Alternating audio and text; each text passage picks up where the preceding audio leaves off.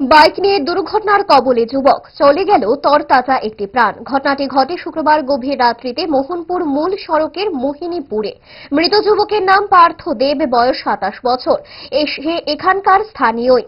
শনিবার ভোররাতে আনুমানিক 2:30 নাগাদ মোহনপুর ফায়ার স্টেশনের কর্মীরা মোহিনীপুর সড়ক থেকে রক্তাক্ত অবস্থায় নিয়ে আসেন সেই যুবককে মোহনপুর হাসপাতালে।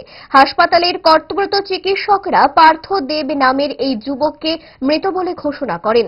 শনিবার সকালে মোহনপুর হাসপাতালে আসে সিধাই থানার পুলিশ টিম সহ মৃত যুবকের পরিবারের সদস্যরা।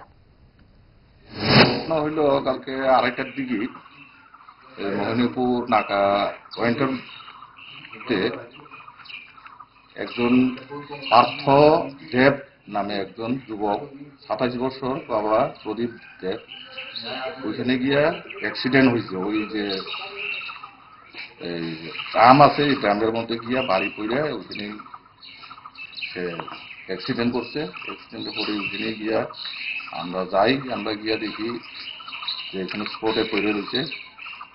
তো লগে লগে ফায়ার সার্ভিস এখানে গিয়া আমরা মোহনপুর হাসপাতালে। অ্যাক্সিডেন্টটা কি নিয়ে হয়েছে? অ্যাক্সিডেন্টটা ঠিক জানি না, তখন